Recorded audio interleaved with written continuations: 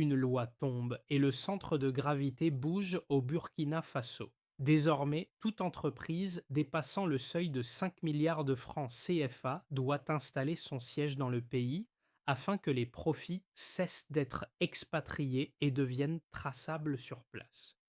Ce déplacement n'est pas abstrait. Il promet des effets visibles sur l'emploi, les services et les décisions quotidiennes qui touchent directement les communautés. Alors, que signifie vraiment le message d'Ibrahim Traoré et qui en paiera le coût ou en récoltera les gains? Cette loi ne se limite pas à une obligation administrative imposée aux grandes entreprises. Elle engage une promesse plus large, rapprocher la création de richesse des lieux où elle est produite et rendre chaque décision économique observable par la société. Pour le Burkina Faso, l'enjeu est double. Capter davantage de valeur localement et transformer cette valeur en emploi, en infrastructure et en opportunités durables. Pour les entreprises, il s'agit d'un changement de cadre qui redéfinit la relation entre profit et responsabilité. Derrière cette réforme portée par Ibrahim Traoré se joue une question centrale. Un pays peut-il reprendre le contrôle de son destin économique sans fermer la porte aux investisseurs?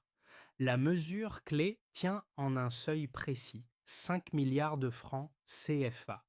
À partir de ce niveau de chiffre d'affaires, les entreprises n'ont plus le choix. Leur siège doit être établi au Burkina Faso, là où l'activité génère réellement la richesse.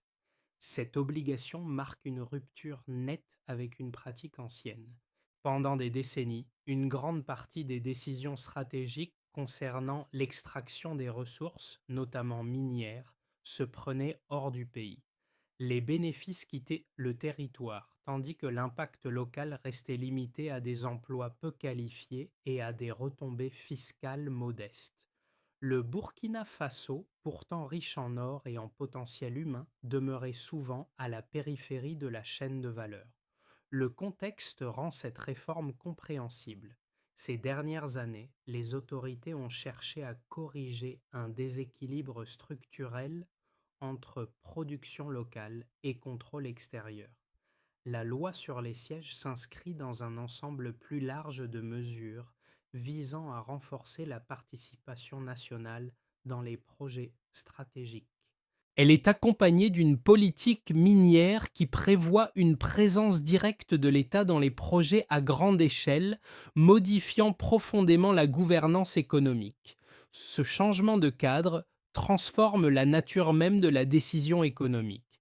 Installer un siège, ce n'est pas seulement bâtir un immeuble, c'est déplacer les centres de pouvoir, rapprocher les dirigeants des employés, des fournisseurs et des communautés concernées. Les arbitrages financiers, autrefois lointains, deviennent visibles et discutables sur place. Ibrahim Traoré présente cette réforme comme une réponse à une question simple. Comment garantir que la richesse produite sur le sol national contribue réellement au développement du pays? En obligeant les entreprises les plus influentes à s'implanter localement, l'État cherche à réduire la distance entre création de valeur et responsabilité sociale. C'est cette logique, plus que le symbole, qui explique pourquoi cette loi marque un tournant dans l'histoire économique récente du Burkina Faso. Sur le terrain, la loi commence à prendre corps à travers des situations concrètes. Lorsqu'une entreprise minière transfère son siège au Burkina Faso, le changement ne se limite pas à une adresse administrative. Des équipes doivent être constituées localement, des bureaux aménagés, des services juridiques, comptables et logistiques mobilisés sur place. Ce mouvement crée une demande immédiate pour des architectes, des ingénieurs, des ouvriers du bâtiment et des prestataires locaux, déclenchant une activité économique visible dans les quartiers concernés. Un second exemple apparaît dans le secteur technologique. Une société jusque-là pilotée depuis l'étranger choisit d'installer son centre décisionnel à Ouagadougou. Elle recrute des techniciens, des responsables informatiques et des gestionnaires burkinabés, tout en s'appuyant sur des fournisseurs locaux pour l'équipement et les services. Les décisions opérationnelles, auparavant prises à distance, se font désormais en lien direct avec les réalités du terrain, ce qui modifie les priorités et les délais. Ces micro-cas illustrent un effet plus large. La proximité change la manière de décider. Les dirigeants, présents physiquement, sont confrontés aux infrastructures existantes, aux attentes des employés et aux besoins des communautés environnantes. Cette exposition directe favorise une meilleure compréhension des contraintes locales et encourage des choix plus adaptés au contexte national. Pour les populations, les impacts précoces sont tangibles. Les chantiers créent de l'emploi, les services se développent et les interactions entre entreprises et citoyens se multiplient. Ce rapprochement nourrit l'idée défendue par Ibrahim Traoré selon laquelle la présence locale des centres de décision peut transformer une activité économique abstraite en moteur de développement concret. Le message devient alors clair. Quand les décisions se prennent sur place, leurs effets ne peuvent plus être ignorés. Tout commence par une règle simple, nette et publique. Au-delà de 5 milliards de francs CFA de chiffre d'affaires, une entreprise doit établir son siège au Burkina Faso. Cette clarté provoque une réaction immédiate. Les groupes concernés cherchent à comprendre le calendrier, les obligations exactes et les implications juridiques. En quelques jours, cabinets de conseil, administration et direction d'entreprise entrent dans une phase d'ajustement accéléré. Le message est compris. L'époque des décisions prises à distance touche à sa fin. Puis, la tension monte. Les premières entreprises confirment leur intention de se conformer à la loi. Les projets de construction de sièges sont annoncés, les plans de recrutement local circulent et les autorités préparent les infrastructures nécessaires pour accueillir ces nouvelles implantations. Cette phase marque un basculement psychologique.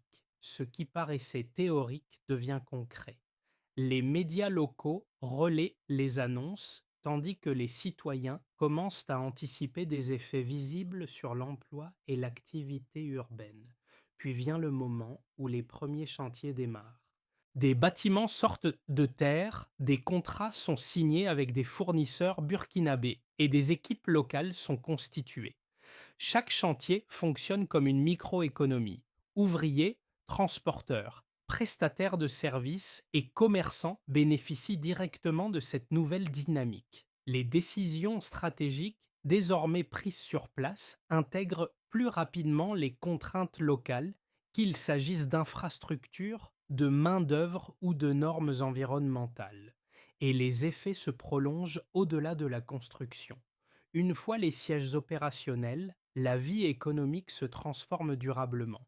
Les entreprises doivent recruter des profils qualifiés en gestion, en finance et en ingénierie. Elles s'appuient davantage sur des services locaux pour la logistique, la sécurité et l'informatique. L'argent dépensé reste dans le circuit national, renforçant les petites et moyennes entreprises et stimulant une économie interne plus résiliente. Ce déroulé met en lumière un changement de logique. Avant, les bénéfices quittaient le pays rapidement, laissant peu de traces visibles. Après la loi, chaque décision entraîne des conséquences observables. Les dirigeants vivent et travaillent au Burkina Faso, ce qui réduit la distance entre stratégie et réalité quotidienne. Les arbitrages financiers prennent en compte non seulement la rentabilité, mais aussi l'impact social et territorial. Ibrahim Traoré présente cette séquence comme une étape nécessaire pour rééquilibrer la relation entre l'État, les entreprises et la population. Selon lui, l'objectif n'est pas de freiner l'investissement, mais de l'ancrer durablement dans le tissu national. Les événements qui suivent l'annonce de la loi montrent comment une décision politique peut déclencher une chaîne de réaction, allant de l'ajustement administratif à la transformation concrète des villes et des communautés. À ce stade, une question s'impose. Comment mesurer précisément l'ampleur de ces changements et vérifier que la promesse se traduit bien en résultats durables? Pour commencer, un indicateur structurant s'impose, le seuil de 5 milliards de francs CFA. Il cible volontairement les entreprises les plus influentes, celles dont les décisions pèsent le plus lourd sur l'économie nationale. En imposant l'installation du siège au-delà de ce niveau, la loi concentre son effet sur un nombre limité d'acteurs capables de générer un impact significatif sans alourdir inutilement le cadre pour les petites structures. Puis, un repère chiffré concerne le secteur minier. La nouvelle politique prévoit une participation automatique de 15% de l'État dans chaque projet d'extraction à grande échelle, avec la possibilité d'acquérir jusqu'à 30% supplémentaires, portant le contrôle potentiel à 45%. Ce mécanisme modifie l'équilibre du pouvoir. Chaque pourcentage détenu ne représente pas seulement une part financière, mais aussi une voix dans la gouvernance, l'accès à l'information et une capacité de décision accrue sur l'orientation des projets. Et enfin, un élément mesurable touche à la circulation de la richesse. Lorsque les sièges sont installés localement, les dépenses opérationnelles changent de trajectoire. Les salaires des cadres, les contrats de service, l'achat de matériel et les frais de fonctionnement sont payés sur place. Cette rétention des flux financiers alimente directement l'économie interne, au lieu de disparaître dans des circuits extérieurs difficilement traçables. Pris ensemble, ces chiffres dessinent une logique cohérente. Avant la réforme, une grande partie de la valeur produite quittait le pays, limitant l'effet multiplicateur sur les communautés locales. Après l'entrée en vigueur de la loi, la richesse circule plus longtemps à l'intérieur du territoire, ce qui renforce les entreprises locales, soutient l'emploi qualifié et élargit la base fiscale de l'État. L'impact n'est pas instantané, mais cumulatif. Cette approche permet aussi une meilleure lisibilité.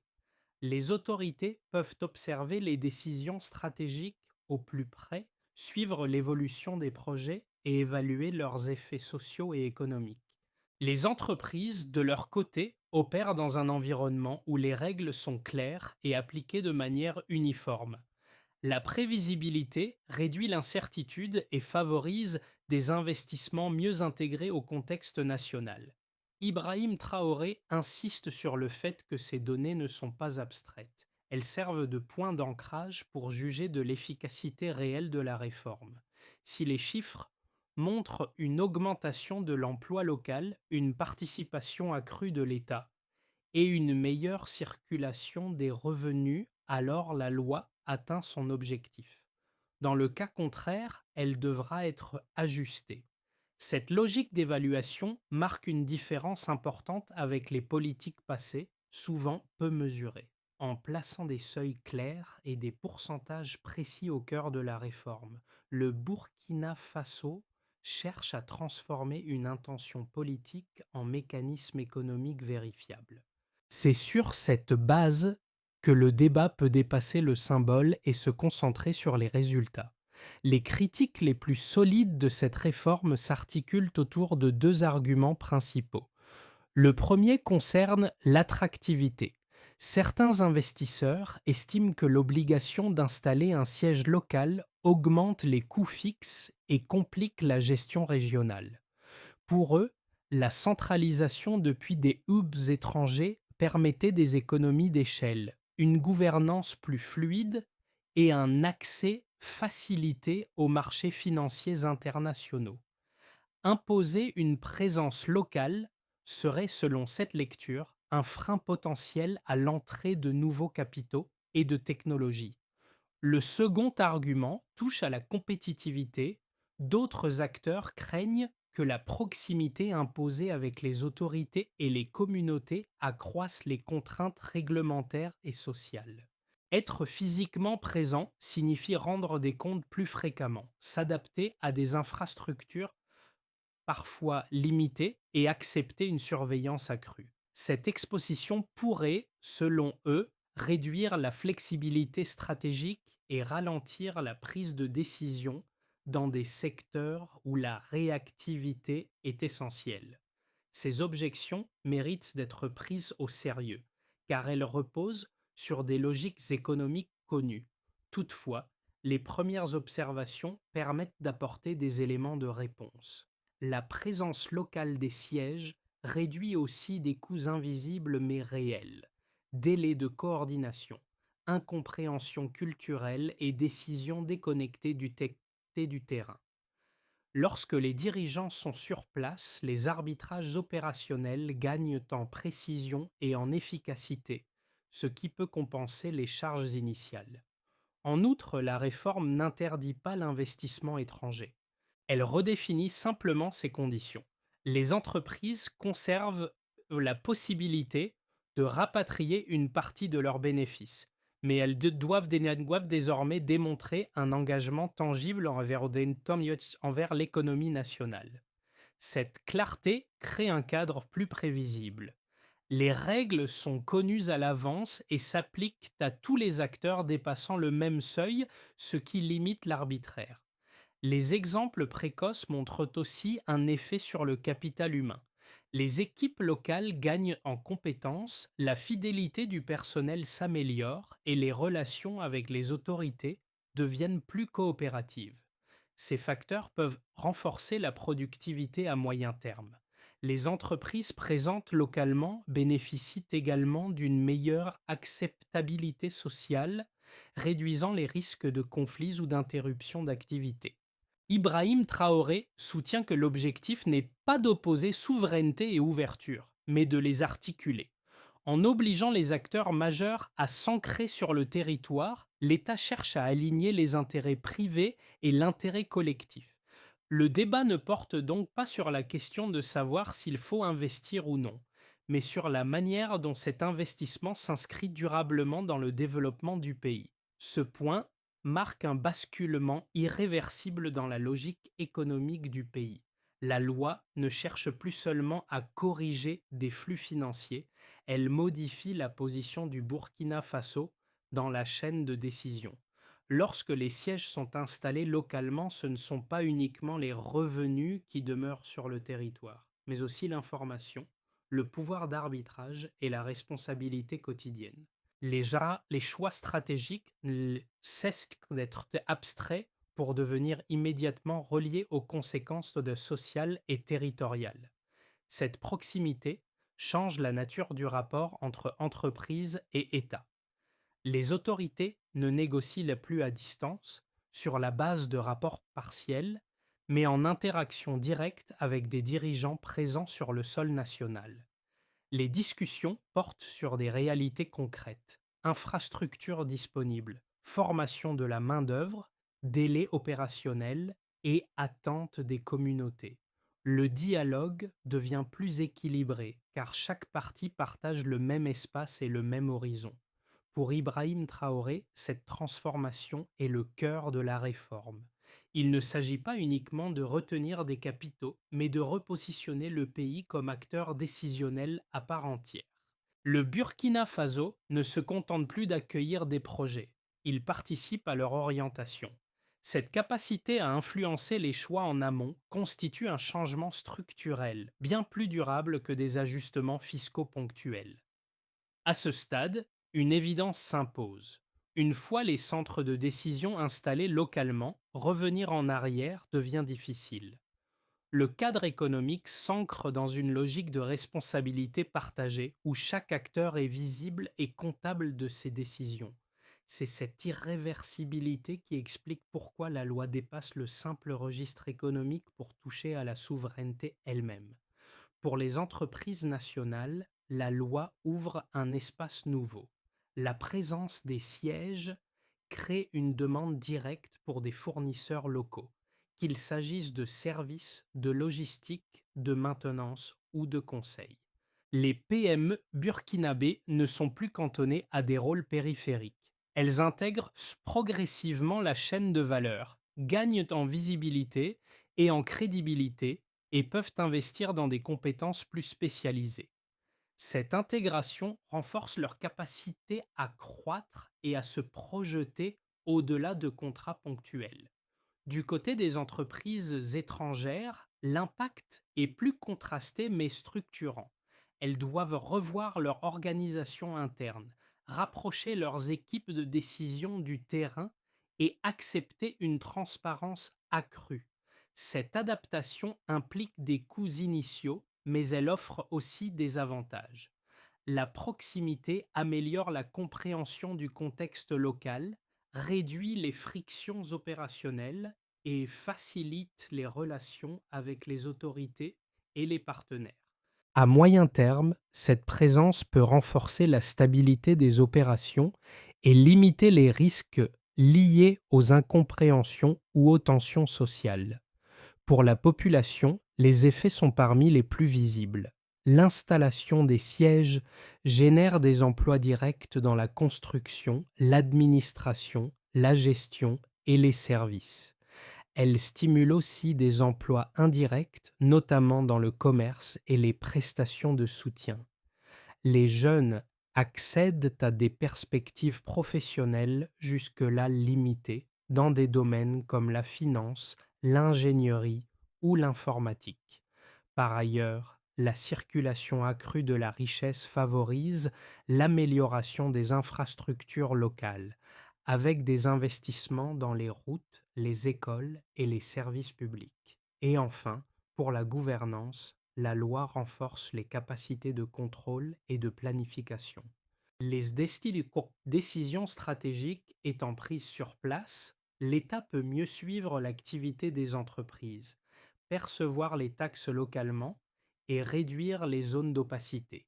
Cette proximité facilite la collecte de données économiques fiables et améliore la conception des politiques publiques. La supervision devient plus efficace, ce qui peut contribuer à limiter les pratiques abusives et à renforcer la confiance entre acteurs économiques et institutions. Ibrahim Traoré met en avant cette articulation entre ces quatre niveaux pour expliquer la portée systémique de la réforme. Selon lui, la loi ne favorise pas un groupe au détriment d'un autre.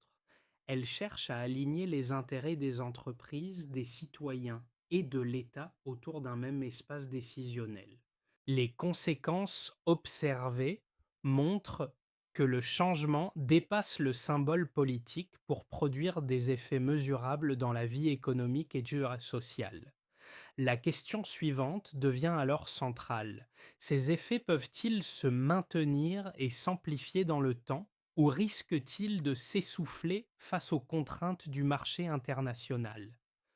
Dans une trajectoire de base, les entreprises concernées s'adaptent progressivement. Les sièges s'installent selon le calendrier prévu, les recrutements locaux augmentent de manière régulière et les flux financiers commencent à se stabiliser à l'intérieur du pays. Les autorités améliorent la planification urbaine pour absorber cette nouvelle demande, tandis que les universités et centres de formation ajustent leurs programmes. Les bénéfices sont réels, mais étalés dans le temps, avec une montée en puissance graduelle plutôt qu'un choc immédiat. Dans une trajectoire plus optimiste, l'adoption est rapide et coordonnée. Les entreprises voient un intérêt stratégique à s'implanter durablement et accélèrent leurs investissements. Les partenariats avec les PME locales se multiplient, le transfert de compétences s'intensifie et l'innovation progresse dans plusieurs secteurs. Cette dynamique crée un cercle vertueux. L'emploi qualifié attire des talents, les infrastructures s'améliorent plus vite et la confiance des citoyens s'en trouve renforcée. Le pays gagne en attractivité régionale, non malgré les règles, mais grâce à leur clarté. Dans une trajectoire plus pessimiste, les résistances sont plus marquées. Certaines entreprises retardent leur implantation ou limitent leurs activités, ce qui freine la création d'emplois et la diffusion des bénéfices attendus. Des tensions apparaissent dans la relation avec certains investisseurs, obligeant l'État à arbitrer entre fermeté réglementaire et maintien de l'attractivité. Les retombées se concentrent alors sur quelques secteurs, laissant d'autres à l'écart et réduisant l'impact global de la réforme.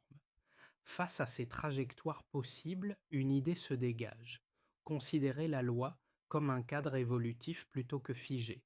Si les règles restent claires mais adaptables, le pays peut corriger les déséquilibres sans renoncer à ses objectifs. L'enjeu n'est pas de prédire l'avenir, mais de préparer des réponses capables d'orienter la réforme vers le scénario le plus inclusif et durable. Pour les jeunes et les étudiants, la réforme modifie l'horizon professionnel. L'installation des sièges crée une demande accrue pour des profils en gestion, finance, ingénierie et services numériques. Les stages et premiers emplois deviennent plus accessibles car les centres de décision sont désormais présents sur le territoire. Cette proximité permet aussi un meilleur alignement entre formation et besoins réels des entreprises. Se préparer à ces métiers émergents devient un levier concret d'insertion durable. Les petites et moyennes entreprises locales se trouvent au être face à une opportunité stratégique. Les nouveaux sièges ont besoin de fournisseurs fiables pour l'équipement, la maintenance, la logistique et les services. Les PME capables de se positionner rapidement peuvent sécuriser des contrats réguliers, améliorer leur savoir-faire et renforcer leur crédibilité. L'enjeu consiste à identifier les niches pertinentes et à investir dans la qualité afin de s'inscrire durablement dans la chaîne de valeur. Pour les citoyens et les communautés, les effets se manifestent dans l'environnement quotidien. Les chantiers et les activités des entreprises stimulent l'emploi indirect et dynamisent le commerce local. La circulation accrue de la richesse favorise des investissements visibles dans les infrastructures, qu'il s'agisse de routes, d'équipements publics ou de services essentiels. Les habitants perçoivent plus clairement le lien entre activité économique et amélioration des conditions de vie. Ces impacts ne sont pas automatiques. Ils dépendent que de la capacité de chaque groupe à saisir les opportunités créées par la réforme. L'information, la formation et l'anticipation jouent un rôle clé. La loi ouvre un cadre, mais c'est l'engagement des acteurs locaux qui détermine la profondeur du changement. En ce sens, la réforme agit comme un révélateur. Elle met en lumière les marges de manœuvre existantes et invite chacun à se positionner dans une économie plus ancrée et plus responsable. Pour transformer la loi en résultat durable, une feuille de route claire s'impose. D'abord, les autorités, en lien avec les entreprises, évaluent rapidement les besoins en infrastructure, en emploi et en formation. Les indicateurs sont simples: nombre de postes créés, contrats locaux signés et délais de mise en œuvre observés sur le terrain. Puis, les entreprises concernées déploient leurs équipes dans un horizon de quelques mois et privilégient l'embauche de cadres et de techniciens burkinabés. Le suivi se fait à travers le taux de recrutement local, la stabilité des effectifs et la satisfaction des employés. Puis, l'intégration des PME dans la chaîne d'approvisionnement devient décisive. Les fournisseurs locaux sont référencés, accompagnés et progressivement mobilisés pour répondre aux besoins des sièges. Le critère de réussite réside dans la diversité et la régularité des contrats attribués aux entreprises nationales. Vient aussi l'exigence de suivi et de transparence. L'État met en place des mécanismes d'audit et de reporting accessibles aux communautés. Les investissements, les contributions fiscales et les engagements sociaux deviennent traçables, ce qui renforce la confiance et limite les dérives. Et enfin, l'éducation et la formation continue accompagnent le mouvement. Les universités et centres spécialisés adaptent leurs programmes aux compétences demandées. Le nombre de diplômés intégrés localement sert de mesure d'impact. Ibrahim Traoré présente cette progression comme un cycle vertueux. Chaque étape renforce la suivante, transformant une obligation légale en moteur de développement mesurable. La réussite dépend moins de la loi elle-même que de la rigueur avec laquelle ce chemin est suivi dans le temps. Les premières scènes, c'est les observer au début du processus prennent ici tout leur sens. Les chantiers évoqués, les bureaux qui s'ouvrent, les équipes locales qui se constituent ne sont plus des exceptions, mais les signes d'un mouvement plus large. Ce sont ces micro-transformations, visibles quartier par quartier, qui donnent corps à une réforme souvent perçue comme abstraite. Elle rappelle que derrière chaque décision économique se trouvent des visages, des trajectoires et des attentes concrètes. Le fil conducteur reste la proximité. Lorsque les centres de décision s'installent sur place, les choix ne peuvent plus ignorer leur impact immédiat. Les dirigeants croisent les employés, les fournisseurs et les citoyens concernés par leurs arbitrages. Cette exposition quotidienne crée une responsabilité nouvelle, difficile à reproduire depuis des bureaux lointains.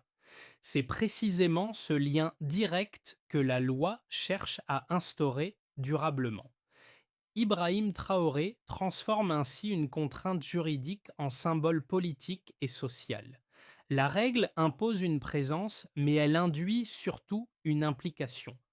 Elle redonne du sens à la notion de souveraineté économique, non pas comme un slogan, mais comme une pratique ancrée dans le réel. La richesse n'est plus seulement produite au Burkina Faso, elle y est pensée, discutée et orientée. Une idée s'impose alors, simple et ferme, décider chez soi change tout. Cette réforme ne se résume pas à une loi économique parmi d'autres. Elle devient un repère collectif, un point de discussion sur la manière dont un pays choisit de lier croissance, responsabilité et dignité. Chaque siège installé, chaque emploi créé et chaque décision prise localement renforce l'idée que le développement n'est pas seulement une affaire d'indicateurs, mais aussi de choix partagés.